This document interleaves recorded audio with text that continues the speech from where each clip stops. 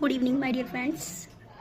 Today I am sharing with you our new unit of BD 102 Contemporary Indian Education. जैसा कि आपको पता है यूनिट 1 न्यू ऐड हुई है, इंडियन नॉलेज ट्रेडिशन, भारतीय ज्ञान परंपरा, जो पहले नहीं थी, उसकी जगह कोई और यूनिट थी और संजय में भी गलत यूनिट दी हुई है, तो आप उसके यूनिट 1 ना पढ़ें, नई वाली यूनिट को पढ़ें। तो उस यूनिट में 5 पॉइंट्स हैं, लाइक उसके कंसेप्ट को बताना, उसकी नीड क्यों हुई वो बताना, और भी चीज़ें उसके अंदर है। तो मैं एक पॉइंट डिस्कस करूँगी, 5वां जो लास्ट पॉइंट था उसका, कि एजुकेशन इंस्टीट्यूशंस कौन कौन से थे उस टाइम पर।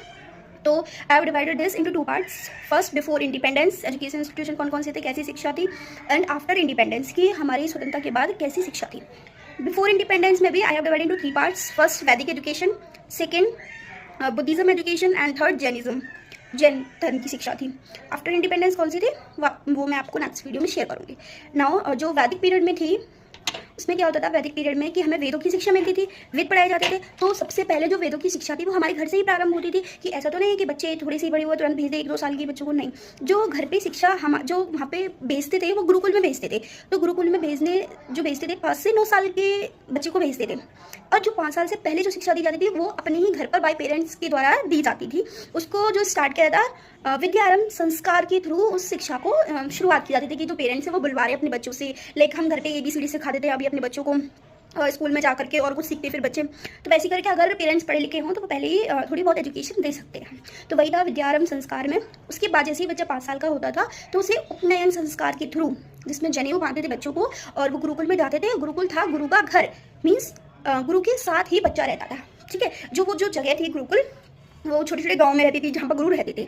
अब ऐसा नहीं है गुरुकुल कोई बिल्डिंग थी, नहीं, डिपेंड करता है गुरु पे। अगर गुरु के पास पैसा ज़्यादा है तो उसने अच्छा फॉर्म किया हो, अपने जो स्थान है वो, और कोई नॉर्मल है सिर्फ उसे ज्ञान है, तो वो अपना छोटा प्लेस भी हो सकता है, उनका झोपड़ी टाइप भी हो सकती है जहाँ पर वो शिक्षा देते थे।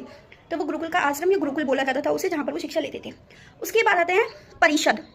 परिषद जो होते हैं, कॉलेज लेवल आ गई अब एजुकेशन। ये तो थी नॉर्मल वाली गुरुकुल, इसमें प्राइमरी और सेकेंडरी एजुकेशन दी जाती थी, ठीक है। अब अगर वेदों का अध्ययन, एक वेद 12 साल में खत्म होता था, ये मैंने 5 से एडमिशन का टाइम बताया है, इतने में एडमिशन होता था। एंड कितनी एज पे हो रहा है नहीं पता, कि इंटरेस्ट के ऊपर डिपेंड करता था कि बच्चा कितना वेद सीखना चाह रहे, वेदांत तक पहुंचे या नहीं पहुंचे, ऐसे करके था।